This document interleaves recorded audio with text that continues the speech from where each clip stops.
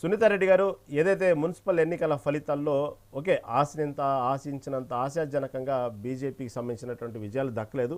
అయినప్పటికీ కూడా దీంట్లో ఏదైతే మేయర్ ఎన్నికల విషయంలో మాత్రం కీలక పాత్ర పోషిస్తుందనే చెప్పుకోవాలి బీజేపీ. ప్రస్తుతం జరుగుతున్నటువంటి తీరును చూస్తే మీకు ఏమనిపిస్తుంది? ఈ మేయర్ ఎన్నికలకు సంబంధించి ప్రస్తుతం జరుగుతున్న తీరు పట్ల మీ పార్టీ అభిప్రాయం ఏంటి? పార్టీ అభిప్రాయం ఏమో కానీ నా అభిప్రాయంగానైతే కొంత నేను చెప్తాను. ఓకే, రైట్, చెప్పండి. ఇప్పుడు అందరూ ఏమంటారు, వేదాలే చెప్తున్నారు, అందరూ మళ్ళీ చేసేది అదే ఉంది. ఇప్పుడు కోటేశ్వరరావు గారు కూడా కరెక్ట్ గా చెప్పారు.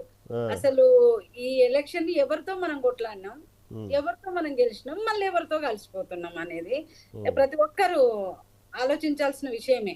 ఇప్పుడు మన స్వామన్న కానివ్వండి, కోటేశ్వరరావు గారు కానివ్వండి, ఇప్పుడు వెళ్ళిపోయిన మన బ్రదర్ కానివ్వండి, ఎవరైనా ఆలోచించాల్సిన విషయమే. మనకు ఇవి గ్రామ పంచాయతీ ఎలక్షన్లు సార్. గ్రామ పంచాయతీ ఎలక్షన్ల స్థాయిలో ఎట్లయినా మోస్ట్ ఆఫ్ ది కార్పొరేషన్స్ కానీ, మున్సిపాలిటీస్ కానీ, గ్రామ పంచాయతీలు కానీ అన్ని ప్రభుత్వానికి అనుకూలంగానే ఉంటాయి. కానీ ఇప్పుడే ఏదో జరిగిపోయినట్టుగా మనం అనుకోవాల్సిన అవసరం లేదు సార్.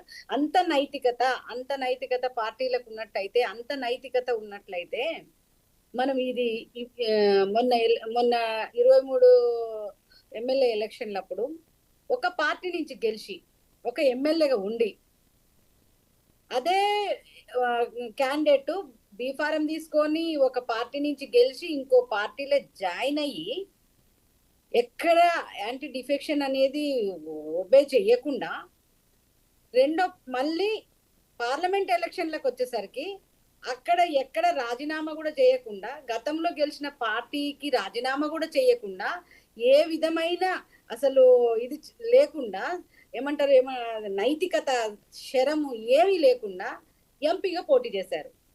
అక్కడ ఎమ్మెల్యే పదవి కంటిన్యూ అవుతుంది, అదేం పోలేదు. బీఆర్ఎస్ నుంచి ఎమ్మెల్యేగా గెలిచి కాంగ్రెస్ నుంచి ఎంపీగా పోటీ చేసినారు. ఇది ఎంతవరకు నైతికత? ఆ స్థాయిలో నుంచే అనైతికత అనేది స్టార్ట్ అయింది. ఇంకొక ఎమ్మెల్యే బీఆర్ఎస్ లో గెలిచిండు, కాంగ్రెస్ కు సపోర్ట్ చేస్తూ ప్రచారం చేసిండు. ఇంకా అక్కడి నుంచే స్టార్ట్ అయింది కదా. మనం ఆలోచించాలి. ఇక గొంగట్లో వండుకొని ఎంటికలు ఏరుకుంటున్నాము అనేది ఇక్కడ కనపడుతూనే ఉంది. ఇంకా ఇప్పుడు కొట్లాట పెట్టుకొని నువ్వు ఈ పార్టీతో లింక్ ఉన్నావు, నువ్వు ఆ పార్టీతో లింక్ ఉన్నావు, నువ్వు బీఆర్ఎస్ తో లింక్ ఉన్నావు, బీజేపీ బీఆర్ఎస్ ఒక్కటే, ఇవన్నీ చెప్పిన వాళ్ళు ఇవాళ మేము కలవలేదు అంటలేము. మరి వాళ్ళు ఎందుకు కలిసినారని అడుగుతున్నాం. ఇలా వాళ్ళు కూడా కలిసి మరి మున్సిపాలిటీస్ దాదాపు 35 మున్సిపాలిటీలు హంగొచ్చినాయి. ఎక్కడ దొరికితే అక్కడ కలిసిపోయినారు. ఎంఐఎం తోటి కలిసిపోయినారు, తోటి కలిసిపోయినారు, బీఆర్ఎస్ తోటి కలిసిపోయినారు, బీజేపీ తోటి కలిసిపోయినారు. ఏంది సార్ ఇది? అవును సునీతారెడ్డి గారు, మీరు చెప్పినట్టే సునీతారెడ్డి గారు, ఎవరి మీద పోటీ చేస్తున్నారో, ఎవరి కోసం నిన్నటి వరకు పోట్లాడారో మళ్ళీ వాళ్ళందరూ కలిసి మేయర్ ఎన్నిక కోసమో చైర్మన్ ఎన్నికల కోసం ఒకటవుతున్నారు. మీరు చెప్పినట్టు నిజంగా మా డిబేట్ లో పక్కన మీరు విజువల్స్ చూస్తే అర్థమైంది. ఎవరి కోసమైతే, ఏ నాయకుల కోసమైతే కార్యకర్తలు లేకపోతే ఓటర్లు దానికి సంబంధించిన పార్టీ కార్యకర్తలు పోట్లాడుతున్నారో వాళ్ళు మాత్రం ఇంకా ఆ గొడవలు జరుగుతూనే ఉంది. ఇంకా ఇప్పటికీ గ్రామాల్లో పోట్లాడుకుంటున్నారు. మొన్న జరిగిన మున్సిపల్ ఎన్నికల్లో గొడవలు పడి ఇప్పటికీ చాలా మంది అనేక చెదరమొదటి సంఘటనతో ఇప్పటికీ ఎఫ్ఐఆర్ నమోదయ్యి వాళ్ళు స్టేషన్లో ఇంకా బెయిల్ రాకుండా ఉన్న కార్యకర్తలు కూడా ఇప్పటికీ ఉన్నారు. ఈ ఎలక్షన్ సంబంధించి ఇక్కడ మాత్రం వాళ్ళందరూ ఒకటైపోయి ఈ మేయర్ ఎన్నికల్లో ఒకటయ్యారు. అక్కడ మాత్రం కార్యకర్తలు మాత్రం ఇప్పుడు ఆ స్టేషన్ చుట్టూ తిరుగుతున్నారు స్టేషన్ బెయిల్ కోసం.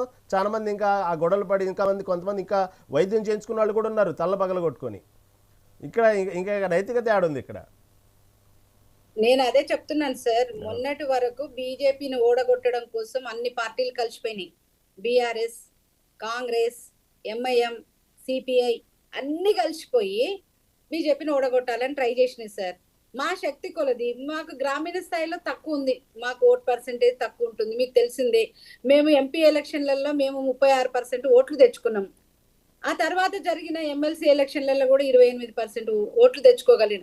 మాకు మేమెప్పుడు ఇక్కడ ప్రభుత్వాన్ని ఏర్పాటు చేయలే కాబట్టి మాకు గ్రామీణ స్థాయిలో బలమైన కార్యకర్తలు బలంగా లేదు అనేది మాకు తెలుసు, అందరికి తెలిసిన విషయమే.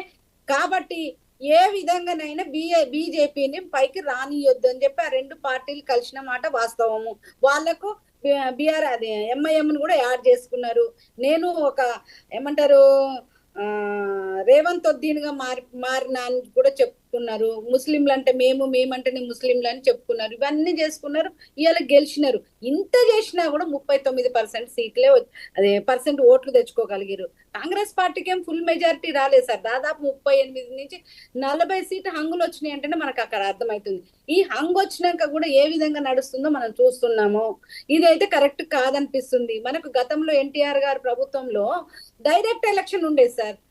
డైరెక్ట్ ఎలక్షన్ ఉండేది. ఇప్పుడు ఏదైతే సర్పంచ్ ఎలక్షన్ల మాదిరే అప్పుడు కార్పొరేషన్లకు ఇప్పుడు జిహెచ్ఎంసీ ఉంది, అప్పుడు మేయర్ గా తీగల కృష్ణారెడ్డి గారు డైరెక్ట్ ఎలక్ట్ కాబడ్డారు. అక్కడ వరంగల్లో రాజేశ్వరరావు గారు డైరెక్ట్ ఎలక్ట్ కాబడ్డారు. అక్కడ నల్గొండ మున్సిపాలిటీకి కృష్ణారెడ్డి గారు డైరెక్ట్ ఎలక్ట్ చేయబడ్డారు. ఇట్లా ఒకటి డైరెక్ట్ ఎలక్షన్ అయినా ఉంటే ఈ విధమైన గోడ దూకుళ్ళు, ఈ విధమైన ఏమంటారు కొనుగోళ్ళు ఇవన్నీ తగ్గుతాయని అనిపిస్తుంది సార్. కానీ ఏం అర్థం కాని గజిబిజి గందరగోళంగా మాత్రం ఉన్నది ఇదైతే. ఓకే సునీత గారు.